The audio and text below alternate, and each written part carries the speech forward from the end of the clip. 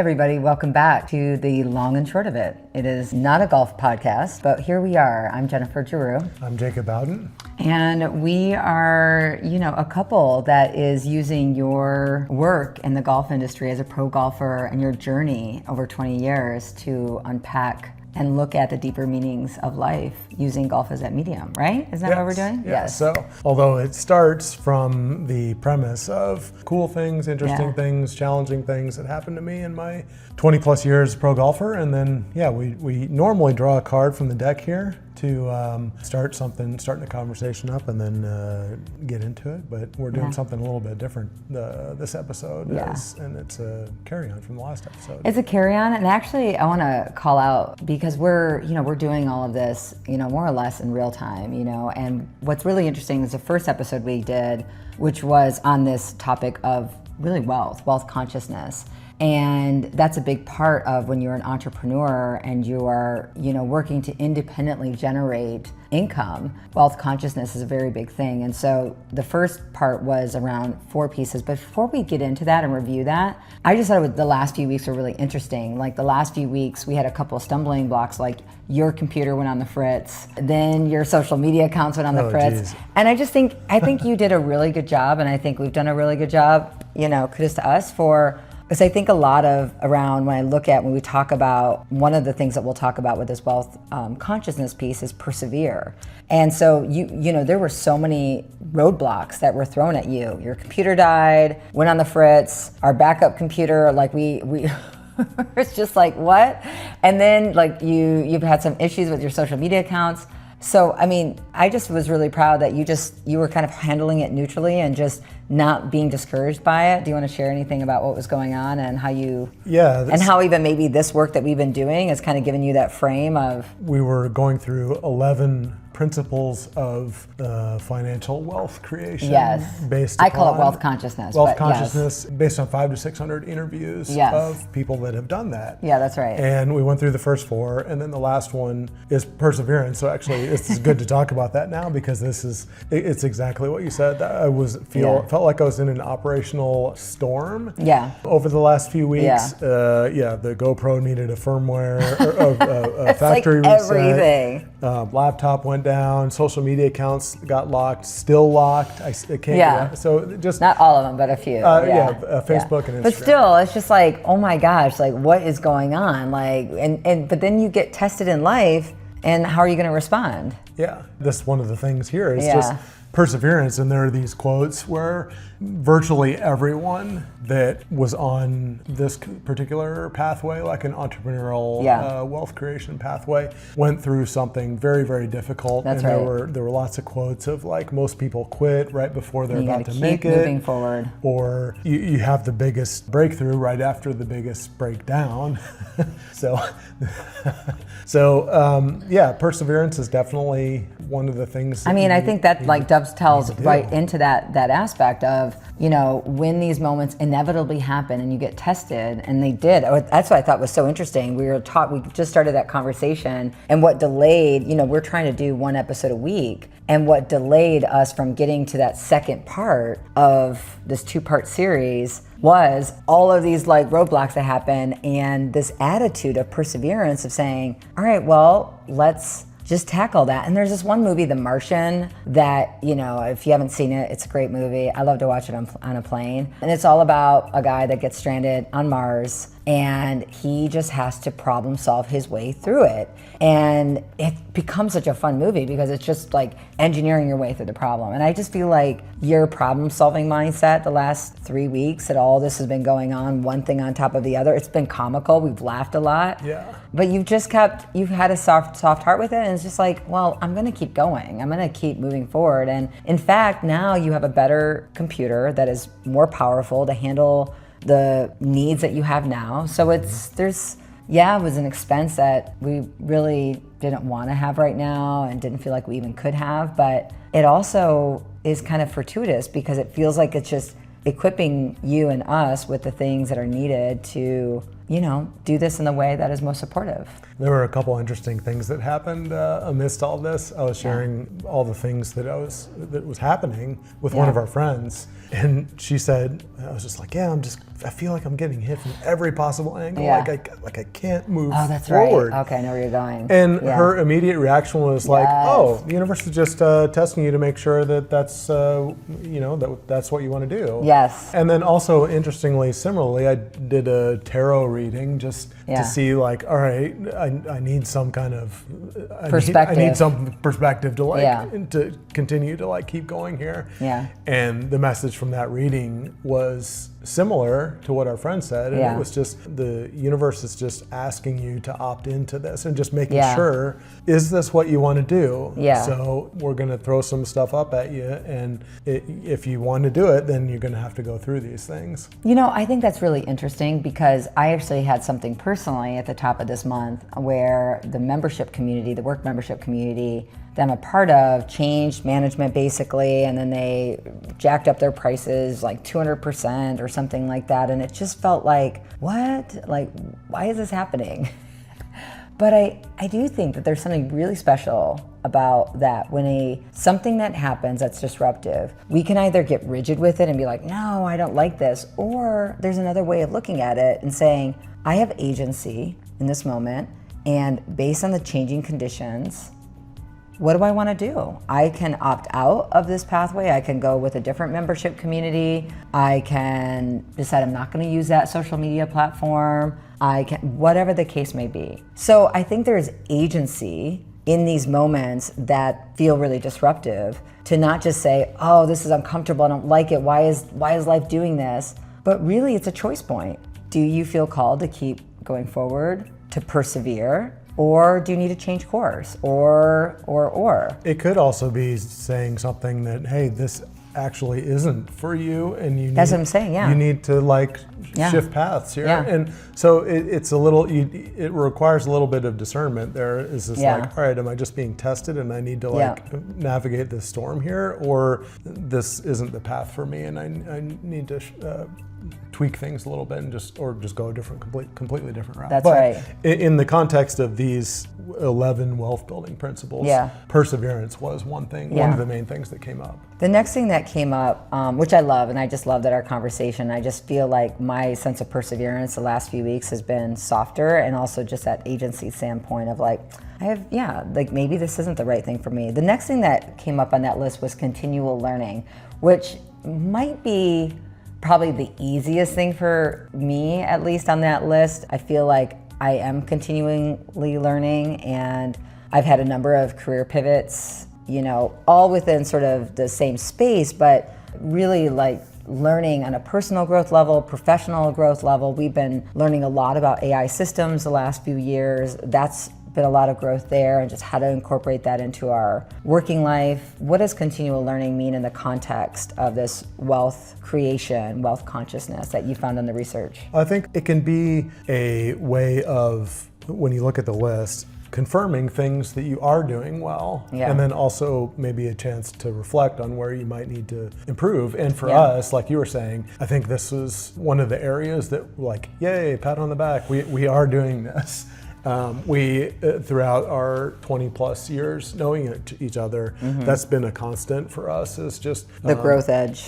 Us together and individually we're just constantly trying to learn and reinvest in ourselves through travel experiences, learning about anything really that just kind of moves us forward and helps us be better. So I think yay, we're continually learning.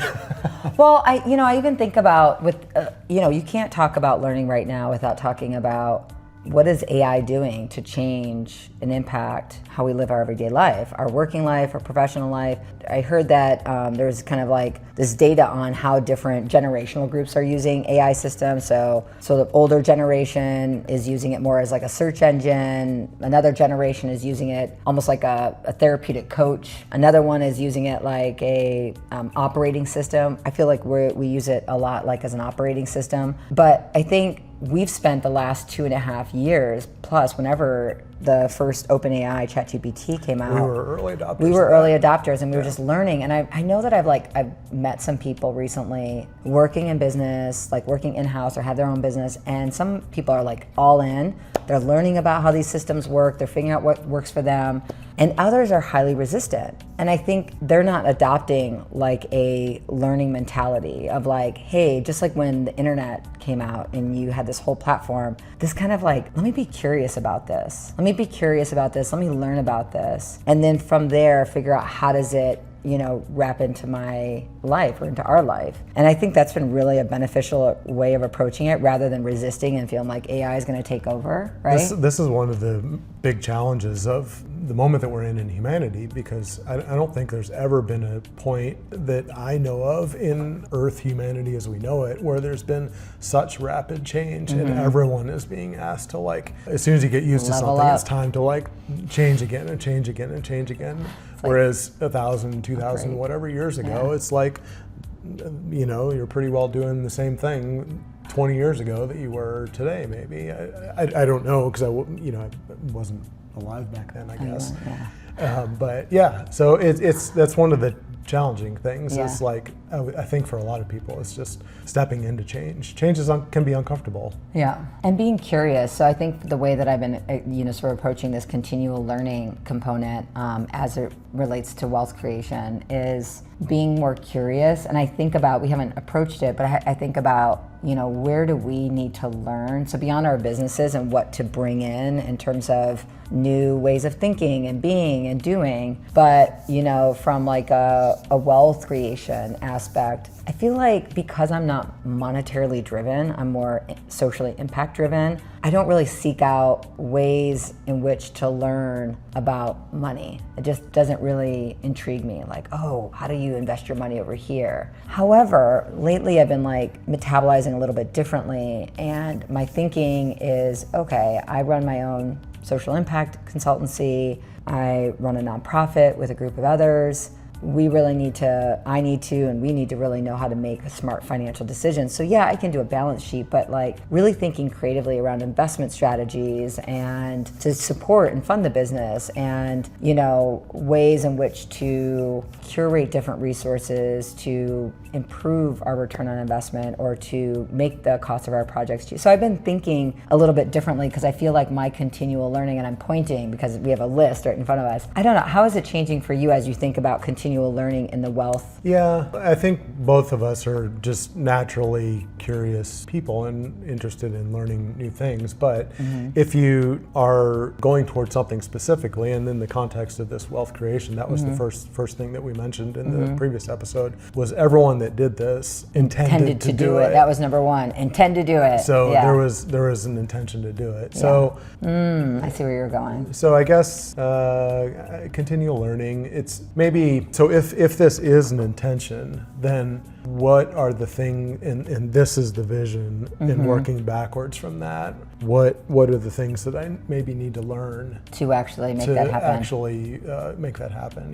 Yeah. So although we are continually learning, there's certainly maybe refinements or just like, oh, hey, well, we need to learn about this also. So let's look into that a little bit. Well, and I think about in the context even of like your business, and you're doing a lot more content production, like sharing your golf journey, sharing the back end, like our conversations with the long and short of it. So there's learning in terms of sort of the wealth and the monetary components of a business, but then there's also learning as it relates to whatever the new things that are out there, the things that are out there that can help you do that business, right? And so that's why I leaned into AI at the very beginning, because I feel like that is an accelerant to being able to accomplish a little bit more than what we could before. And regardless of, the ethical components and the unknown of where AI is taking us, that's where the world is going. So particularly if you're still in the workforce, I think it's really important to, and it might be more challenging if you're on the older part of the workforce, but it's important to continue to learn this stuff, because that's just jump on the boat, or the boat's, because the boat's leaving, right? I mean, it's true, and you got to figure out how does this work most effectively for you. The next one on the list is network, and this is really fun because you've been doing so much, really thinking more intentionally about your network. What is this about? Why is it important? Well,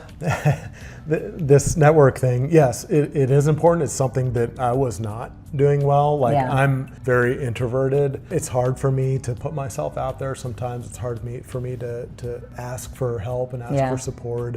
But we went to this one community event. It was for our city council, it was the speed dating. Oh, yeah. And there was a guy there that came up. He was running for city council, and he came around to the table while you were out managing the event. He came up to me and he said this thing that really stood out to me and stood out to him.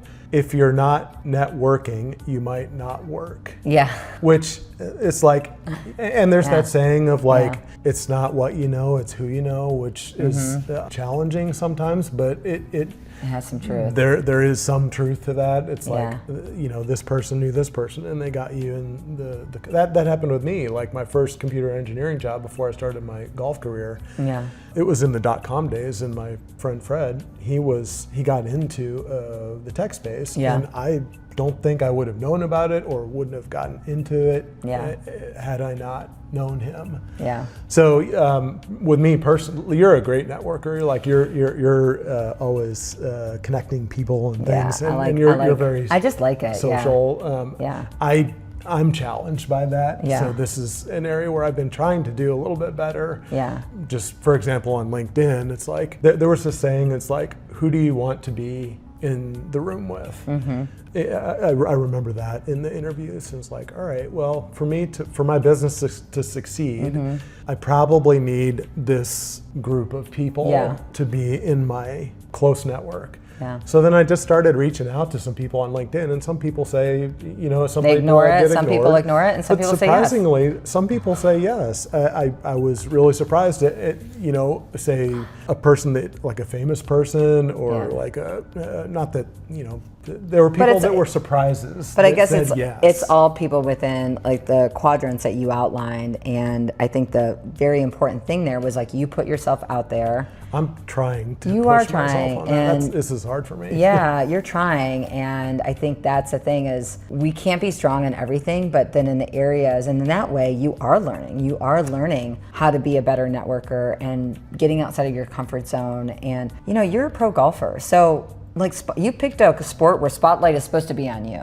And I remember, you know, when you first told me about the aha that you got, the feeling that you got when you said, maybe I want to be a pro golfer. I think I can do this. And it was that moment in the gallery on the fairway in Georgia, right? And, you know, you had this moment where the clouds parted and it was almost like the sun was shining on you. Like you can do this. And I think that aspect of you're so humble, and I think that's also what makes you just a really loving and lovely person is you're very genuine, but also because of that humbleness, you don't put yourself out there all the time. Yeah. And this is why I have a hard time tooting my own horn.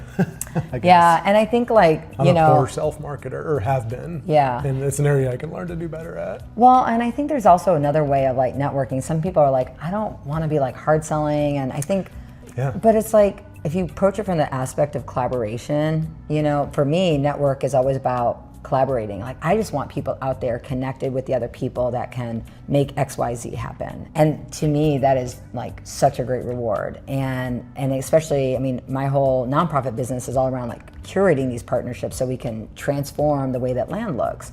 And I think that aspect of looking at networking not as transactional, but as really something around building that connective tissue so that people can work together to do some really cool things together is a really fun way. That's the way I sort of approach it. Mm-hmm. And there was another saying that just stood out to me, or it just, as you were saying that, I was reminded of it. It was something along the lines of broke is solo. Yeah. So if you're trying to do everything yourself, like if you want to go start a restaurant, and if you try and be the cook, the server, the hostess, the marketing person, the admin person, like if you try and do all those roles yourself, the restaurant is going to fail. You need to have people, you need to network. Yeah.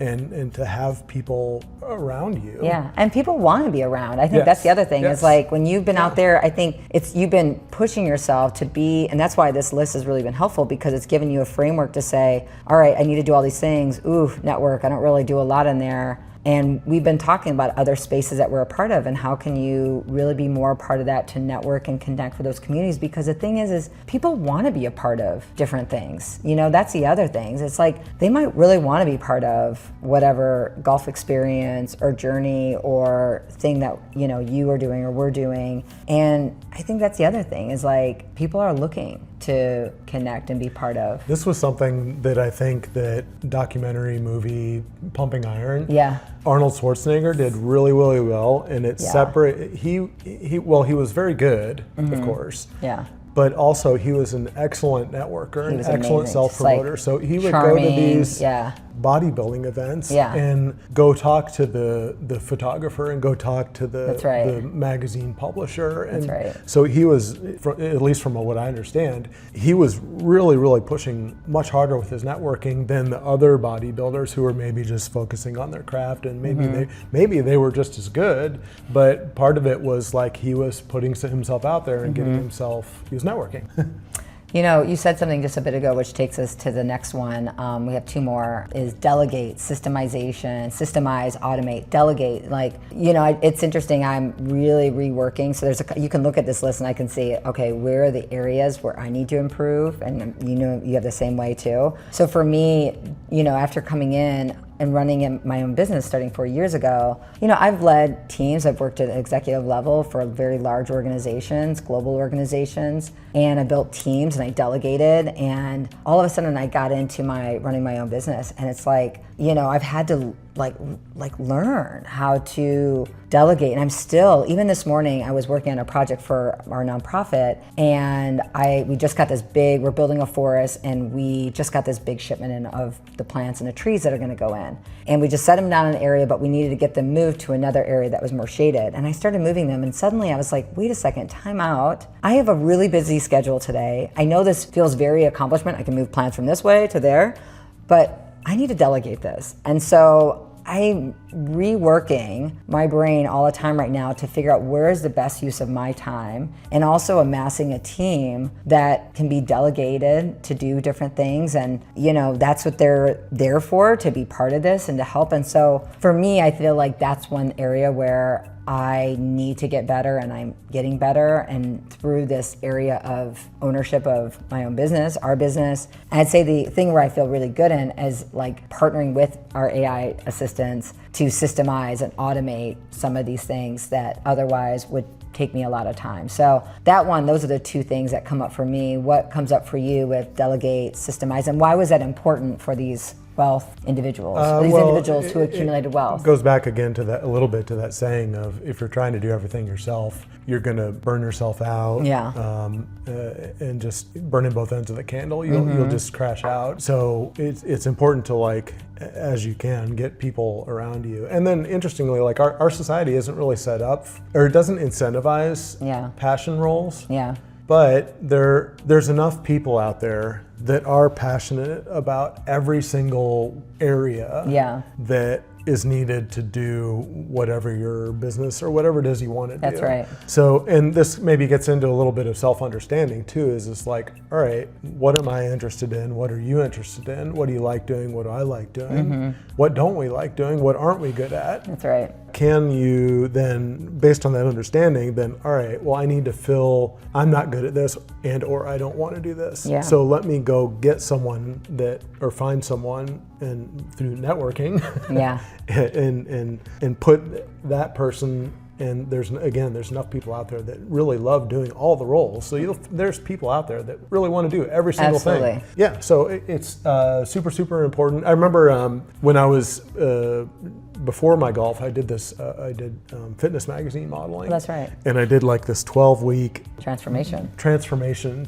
to kick that off. It was with Bill Phillips. He was the author of the New York Times bestseller, The Body for Life, and he ran EAS and Muscle Media Magazine, EAS supplements, big fitness industry guy.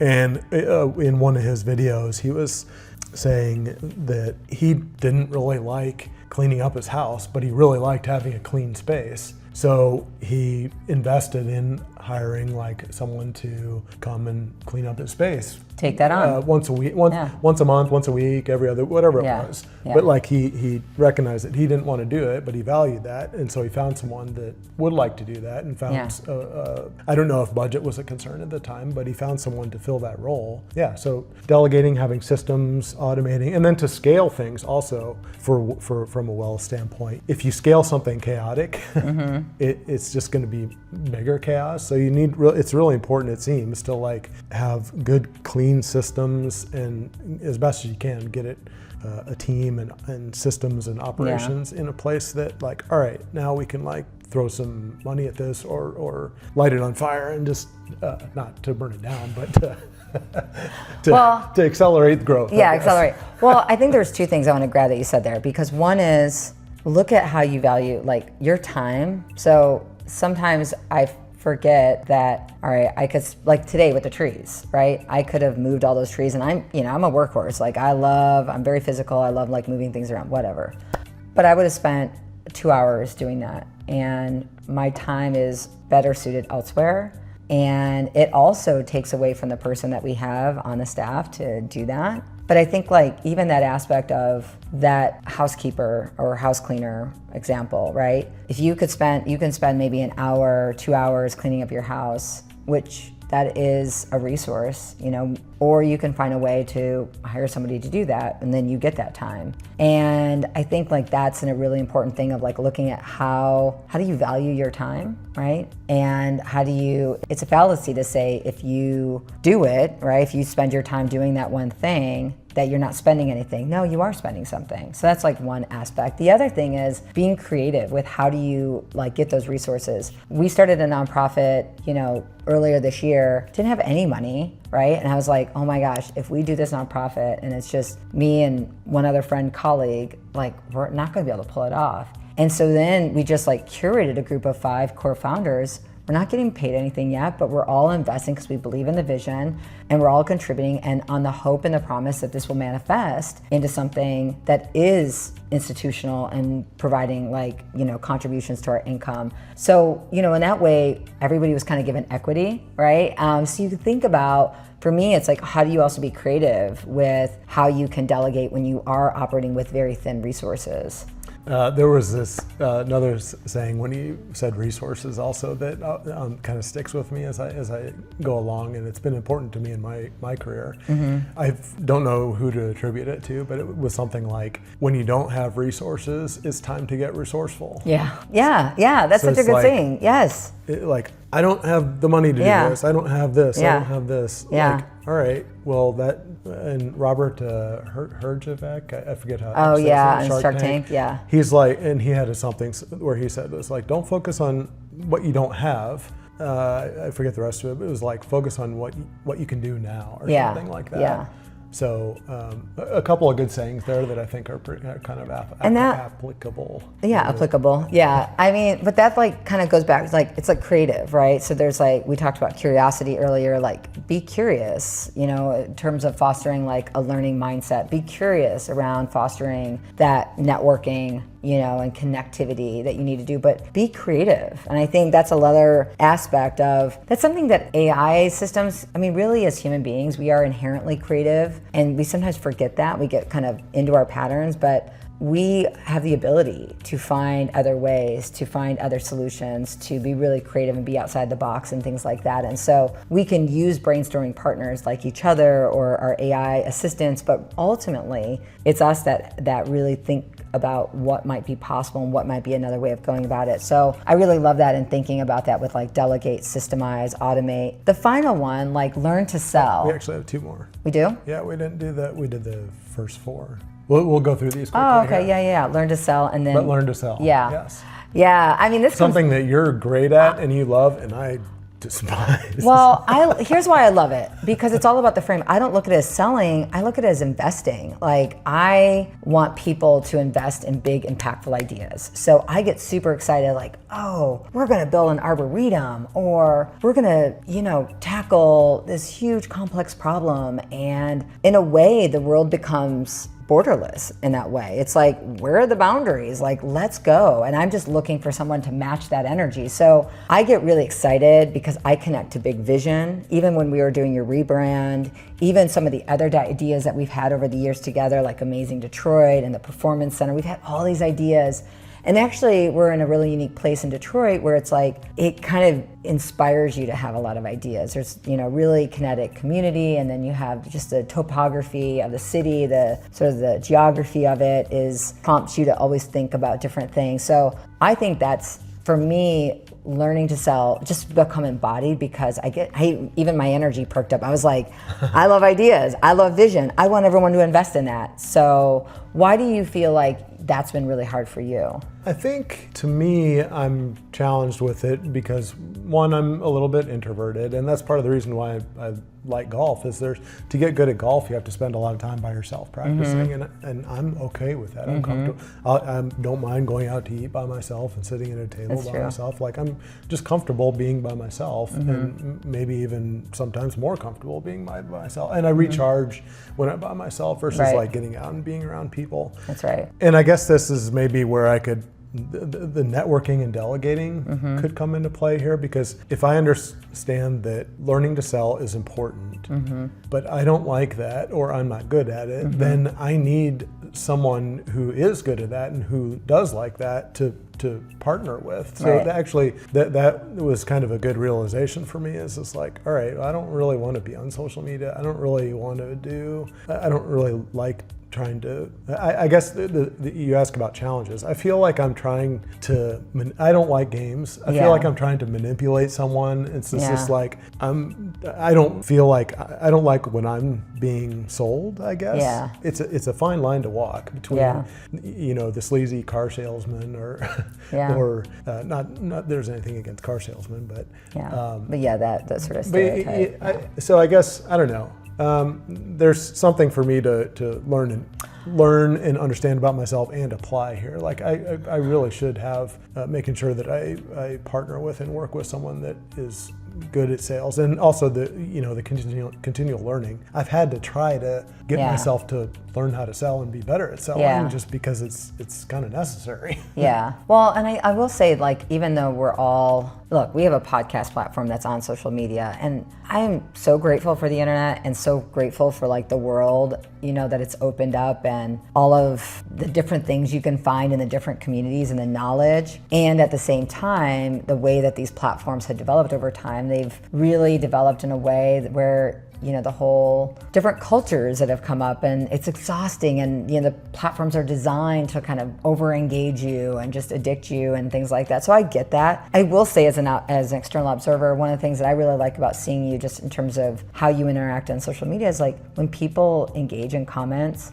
and questions, like you're really engaging, like you'll answer, like you'll follow up, and you actually really like those conversations, you like those exchanges. And so I think there's a real genuine aspect. I think this is just one area where you can work on your mindset a little bit more of what's the right frame for you to feel more comfortable. And like, I'm working with a client right now and they don't like the word sales at all, but I'm like, that's what you're doing. So what's the other word or frame? You don't have to answer now, but I think that's a big part of it. If that's something that makes you uncomfortable, what is it about that? And is there a way of creating a different reframe that can open your mind up or remove that blockage? In this framework of wealth consciousness, wealth building principles, there were also people that were kind of in my position or state of mind or whatever it is, where they had a little bit of resistance. I don't like sales. I feel uncomfortable with it. I just don't want to do it.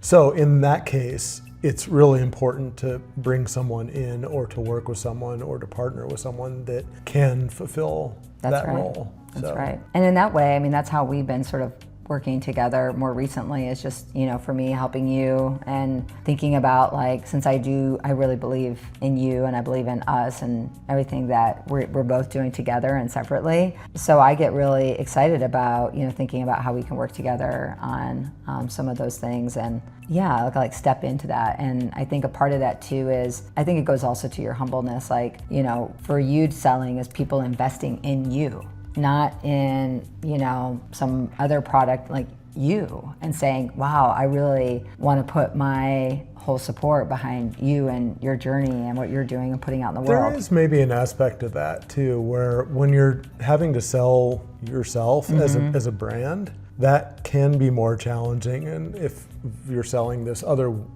widget that is not, that's not associated with you. So there's like a self aspect to, in this particular case, me as a pro golfer. And it's like, hey, sponsor me, or hey, read my article, or hey, watch my video, that kind of thing. Well, and I think about like Arnold Schwarzenegger, like when he was doing his bodybuilding. I mean, it's such a great example because, people wanted to invest in him because they're just like, this is like awesome. I want to be part of this. So sometimes when somebody is the figurehead out there doing a thing and other people want to be part of that, they want to be part of, can they do it? Can they make it? Oh my God, that's so inspiring. I want to put my support. So I think that's like, that's another aspect of, we all want and need, sort of people out there to believe in. I mean, that's what happens with politicians, right? You get certain politicians, they're very charismatic, or they have a platform that is really compelling, and people will take $5, $10, $20+ and give it to them because they believe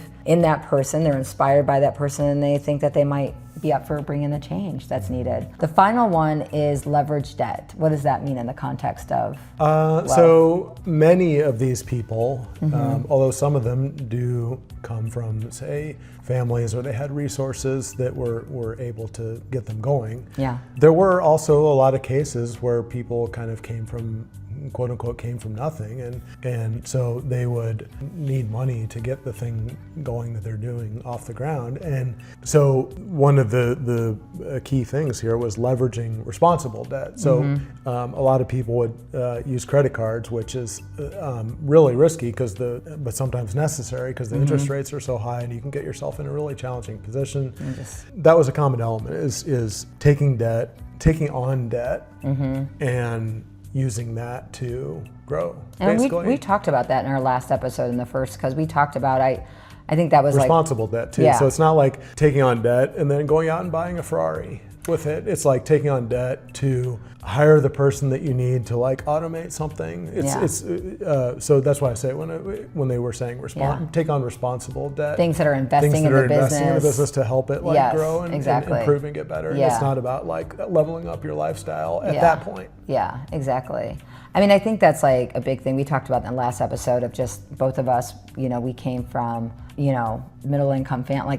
We didn't really talk about money in my family. We didn't talk about, some of these ways of leveraging. And then you come to find out as an adult, how many ultra high net worth individuals take on, they borrow quite a bit of money. In fact, most of development projects out there today across cities and, in the US and probably elsewhere are done because they borrow a lot of money. And it's not necessarily they're putting up their own money, they're leveraging their assets to borrow against that. And that, is a way that they're never actually, investing their own resources, they're leveraging other things to do that. And I think, there's a whole world of money and sometimes you do put up your own things, but then also it's like using other people's money and using other debt. Yeah. Or borrowing against, some of, like the stocks that you have and the gains that you might make on that. So I think, that's where I was saying, like, in continual learning, that's probably an area where you and I can learn more on, and then think about, that's probably an area where we need to invest in some learning.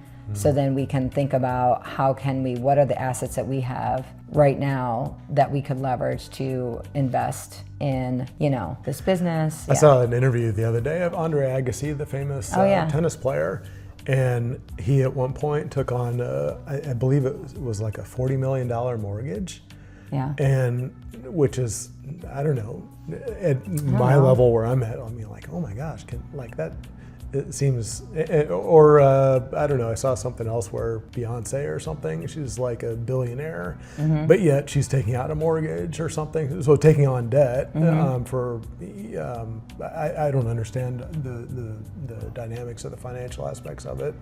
Or maybe there's some ethical questions about whether or not you do that too. But then this is where exactly. This is where we need to learn a little bit, to understand what is that about, and, is that just allowing, people like that to have be more liquid or to be able to invest in other areas and all of those different. I'm sure it's, it's a lot more complex than, what it looks like. But I think that's kind of interesting too. One of the things I learned, just with a few different people that we've, that if you are a higher net worth individual, you also get better interest rates. So there's this whole sort of space as you grow your wealth. Some of the conditions become easier for you to borrow against that, to leverage that, et cetera. Yeah, I mean, it's you need it, but it's also when you don't need it the most, which is when you're trying to build something. And so that's where it takes a lot of sort of the knowledge and thinking through of what we have a friend that is, I think, very she even to like buy a home, she's like got investors. She was in like an up and coming area, and I just even that was we never thought about that when we were pursuing our own home investment journey. We never thought about like, oh, maybe we get some. I mean, we thought about that for a moment, but she actually did the thing and got it to work. And this is also kind of ties into the networking aspect too. So if you came from a family, like say for example, me, I was born in a trailer in rural Missouri. I didn't really know anybody with money, or at least not knowing. Exactly. So at that point, I've had to network, which is another, going back to the aspect of that, I've had to network to get in the room a little bit with some people that, we could pool money here together to, invest in a thing, do a thing. Invest in a business, buy a house, whatever it is. Yeah, that's so true. All right, so we had intend to do it. Long and short of it here. It's long and short of it, long and short so the short of it, on this wealth consciousness, wealth generation, and I think again, just taking it back home, which is, this has to be a conversation. This has to be somewhere where you've invested over the years because you've been running effectively your own business. You've been an entrepreneur your whole golf journey, and you've been responsible for generating your livelihood and your income. So you've had to like go through the work and think differently about wealth and money, and because you've gone through a lot of variations of that and a lot of different challenges and a lot of opportunity, all of those different things. So, we had intend to do it, own assets, solve big, done is better than perfect. That's a big one for me. That's like one of the areas I've had to learn. Leverage debt, learn to sell, delegate, systemize, automate, network, continual learning, and persevere. Yeah. What do you think the top, out of that, what are the top two that you're working on to get better at? I could do better with intending to do it. Like, all right, I'm going to set this goal to, ABC goal. Own assets. I've already been a business. I have an LLC, so I'm already doing that. Solve big. That caused me to reframe a little bit, like how I wanted to take swingman golf. I think so. Like if you can, the next generation of swingman golf, I want to use 1,000 surveys that I have of what's the biggest problem you want to fix in your golf game, and so there were some patterns there. So now if I like film all that and put that up on Swingman Golf, then I'm like solving some of the biggest problems. So that could be a pathway for me to do better, I guess. Are you gonna go through all of them? Yeah, I guess we don't have to. Yeah, well, obviously your top two. Top two. Yeah. Network, I'm really challenged by. Learning to sell, I'm really challenged by. I don't know, those are a couple big ones. I'm not good at, I could do better at selling or partnering with someone that is good with selling. If you're out there and you do like selling and you want to partner with me, please reach out. Yeah. And networking, I'm doing a little bit better with that now. That's the long and short of it. Yes. On that note, thanks for following along. Thanks for tuning in. If you have any questions, comments, ideas, want to share your own journey. We do have a call-in number. We do. 313-356-6830. Yep, you can call in. Want to call and leave a message and share something, leave a message and it's fun to get calls. And then you can put comments in the chat, or you can direct message. You can slide into your DMs and be like, hey, so there's a lot of different ways to have this conversation. I think money is one of the biggest things out there. It's an irrefutable part of our daily life. We need it to live in this current paradigm that we're in, and so it looms large in all aspects of our life. And I think what we're trying to do, and led by you, is just really think about, especially in being more independent, is not just ignoring and run away with it, but like, all right, how do we from a growth perspective and a development perspective, actually come into a better relationship with money and, you know, maybe be on a path of greater wealth generation by really understanding some of these key pieces that other people have utilized and done, best and good practices. And in a way, that's making me feel a little bit more comfortable. So really grateful. Please support the podcast. You can do that by following. We are going to get this all up on podcast platforms at some point. Like, we got to do it this month. We're going to make it happen.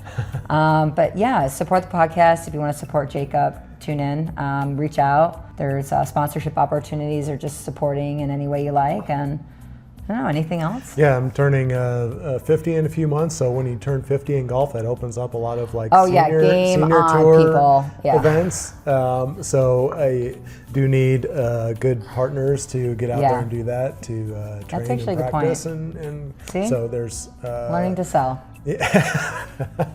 Yes. Somebody out there want to support a 50-year-old golfer?